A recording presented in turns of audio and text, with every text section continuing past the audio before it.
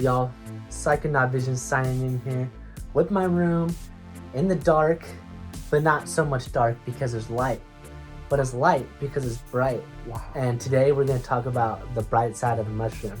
Now, I'm not even sure exactly what I want to talk about here, but I do want to bring up one thing, and that is we're planning on tripping soon. And the reason why I say that this is the bright side of the mushroom is because I feel like the mushroom has a tendency to bring people together because it connects you with not only real reality, but also the universe, and it also connects you with other spirits that are human or non-human Entities. or that just exist anywhere else. And we are planning on tripping with our friend that we have not seen in a while, and we're going to keep him anonymous, of course, call him John throughout the entire video. But John here, we haven't seen him, of course, in a year, and there's something weird about our connection with him because there's been times in our life, especially the last couple of years, where we felt like just not talking to him for a couple months because somehow, some way, we just didn't feel like he was serving us any purpose or any good, because in my opinion, a while ago, I felt like he wasn't striving for any growth. He wasn't trying to take care of himself, and I didn't know if he had any goals or aspirations. But we haven't talked to him in a year, so I don't know what his life is like now, and I don't know what he's trying to get done with his life. But either way, even if he doesn't have a true plan, it's not like any of us do, and we can't really judge him for that. And I feel like we have some type of connection with him that may or may not last, but we are planning on tripping on mushrooms with him, and we're planning on having this bright connection, and we hopefully will illuminate that connection once again. Yeah, and just for some context, we feel this sort of connection with him. We may not know exactly why, but we were really introduced to psychedelics with him. He was there with us, and it was almost as if he was also like the leader the first few times we tripped with him. Like, I remember sometimes if specifically when Alex would say something like, "Oh, I'm not sure if we should have done this," or felt a little bit anxious, our friend John would just be like, "No, dude, everything is okay. It's gonna be all right. Okay. Don't think this. Don't think." Like, yeah. It's like he's a born shaman, dude, but he doesn't know it. He doesn't know. Yeah. I don't know. I feel like he may awaken somehow or some way, and even if he doesn't, I'm not getting my hopes up and trying to get myself disappointed or something, you know? He's still our friend regardless. And I hope he feels the same way. It's just something that I hope develops over time. Him and I get closer, and so does Will and him get closer as well. That grammar wasn't very correct, but who cares? We're just talking on YouTube. The grammar police aren't here. But yeah, that's the bright side of the mushroom, is connecting with others. And I feel like one thing we haven't done yet is trip with somebody else too. And that's why I'm thinking we could probably trip with Angelo sometime. Angelo CRTL, check him out on YouTube. Hopefully he views this video. CTRL, by the way, not CRTL, but yeah, it's all good. We hate the grammar police again. We hate the spelling police. Oh well. But yeah, no, I know what you mean, and it's like we consider ourselves psychonauts, right? We're psychonaut visions, but sometimes it feels like we don't push our limits. And I'm not saying that we should really just go out there and say, "Oh, let's just drop 8 grams of mushrooms right now." But I think that sometimes we sort of just settle and sort of say, "Okay, let's just do 3 grams, let's just do 4 grams, let's just trip by home, let's just trip with our friend, or just us two or alone." And tripping with our friend that I think it's been over a year now since we've seen him will be rejuvenating. And also tripping with Angelo too will be quite a new experience, because we'll most definitely gain some new perspectives. You know, I'm sure he himself has some different ideologies when it comes to psychedelics, just like how we do. You know, some things that we say about them, people may not agree with, people might agree with, people may have their own take on it. But that's the thing about tripping with new people and getting into new experiences, is like you're gonna get something new. Exactly, something new where you're experiencing a newfound form of consciousness and connection, and you're sharing this consciousness with somebody else, almost this alter state of consciousness with someone else. Obviously, if you're smoking weed with somebody, especially if there's somebody new, that it's definitely cool because you have an altered state of consciousness. In my opinion, weed is somewhat of a spiritual drug, and it can be for sure. And I don't really believe in smoking it every day. But when you're on psychedelics, it's a whole nother level. And for somebody like Angelo, we've already met him a couple times, and he's very spiritual, and we're very connected with him for sure. And each time we've hung out with him, it's been a blast. And I can only hope that when we do finally trip with him in the future, that it'll hopefully be on mushrooms, and maybe we'll smoke some weed with him, and we'll just be high as a kite, just experiencing the great outdoors with this man. I mean, I used to think that doing shrooms, maybe you had to push yourself in order to have this amazing life-changing experience. At like 7 grams, I had this plan, like I'm gonna go do 7 or 8 grams in the springtime this year to push myself and go on this solo dive. But a psychonaut, really, like, how do you define a psychonaut? A psychonaut could mean just sharing the experience with somebody else, even if it's just at a lower dose. Yeah, and I think as a psychonaut, you have to understand that there will be a lot of questions unanswered. You can never keep going, and there's never an end to the psychedelic realm. Like, you can't get to a point where you're at the maximum limit of the amount of mushroom dosage you can take. Or I don't even know, acid. I mean, people have had some crazy experiences on acid, but with mushrooms, man, you can keep going and going and going up. And for us, the highest dose we've done is, what would you say, 6 grams, I think? Yeah. 6 grams. Yeah. And I think that's with psychedelics in general, man. And it's like, I'm not trying to, like, really, I don't want to necessarily keep going and going and going and going up, because it's like, I don't know if there's really any true way to be ready for that, for a trip like that. You just gotta, like I said in a video a few videos ago, don't have expectations going into it. Just be open to anything you're going to experience. And that's the bright side of the mushroom, is that even if you don't want to let go, it'll force you to let go, no matter what dose you're on. And even if you're taking a 2-gram dose, you're gonna be like still out there a bit, and you still have to figure out a way to kind of let go. You can't really control the experience. That's the bright side of the mushroom. There's so many bright sides of the mushroom. Yeah, and the thing is, it's like when you're holding something in within, like pretty deep within, it will, you know, even though psychedelics and mushrooms in particular really do break down your ego, it will present itself during the trip. If you're holding something deep within, it will bring itself up, you know.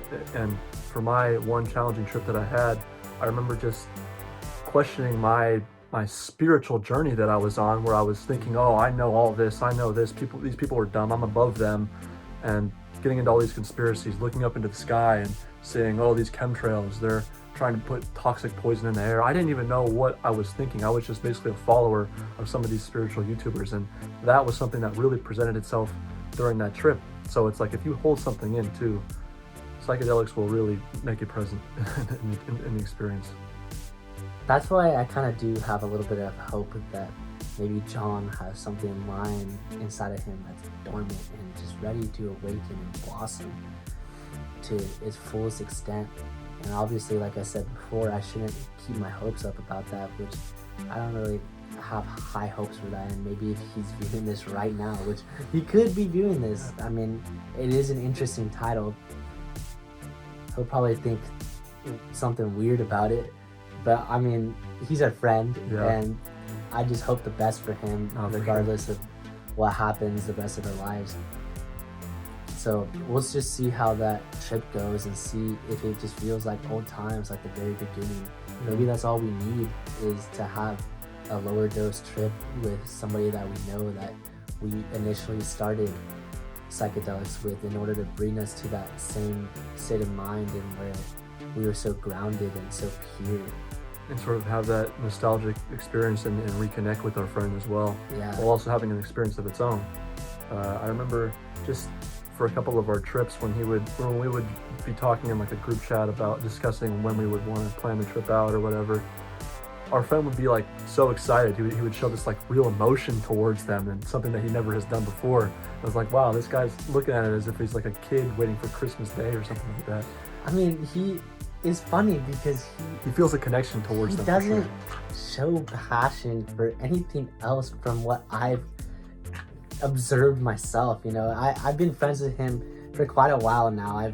I've known him since freshman year of high school. I've known him for a little less. Because I ran track with him at that time, and I did cross country with him, and we were decent friends. It's not like we were just best friends or anything. We never have been best friends, but we've been decent friends for a while, and just being able to trip with him again is honestly truly something I'm grateful for. And it is still weird to me that shrooms is one of the few things that makes him feel like enlightened, almost like he feels delighted by talking about it and just looking forward to it. It's almost like another side of him comes out when we're tripping too, because he's like the leader. He leads the way, which is something he doesn't usually do often. And he'll I don't know, he'll I remember in the highest dose we did in San Francisco, this kid was just like, I can't really show you right now, but he was like leaning off of the bench and just, he was easily the highest of any of us.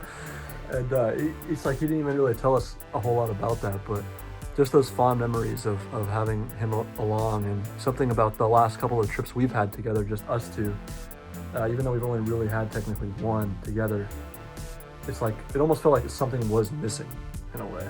And I think that's the bright side of the mushroom, is that maybe it rekindled energy that was lost a while ago. Something was inside us which the mushroom sparked. That's why we felt so connected to it when we first did it, and that's why we were meant to trip with our other friend for a reason at that time. And it's gonna happen again, hopefully, and it's gonna be a great time. I know that for sure. Because my first trip was actually with this friend that we're speaking of, and he was trip sitting us, and it's a very nostalgic experience that I have. But yeah, like psychedelics definitely sparked something in us, because I remember before that, like we were talking about this in our last video that we just made, but I didn't have any motives. I didn't know who I was. I didn't care about anything in life. And over time, of course, because it takes a while for the psychedelic to integrate, over those ideas that you had to really integrate themselves into your life. But over time, my life really started to improve, and I started to see a meaning. I started to be passionate about certain things. You know, like at first I would say, oh man, nature. Like when the first couple of times I would trip, I was like, wow, nature is fascinating. And then after a while, I started really taking that to heart and getting out into nature and integrating that into my life. And there's still certain things that I probably am yet to integrate from certain trips, because it happens over time and gradually into your life.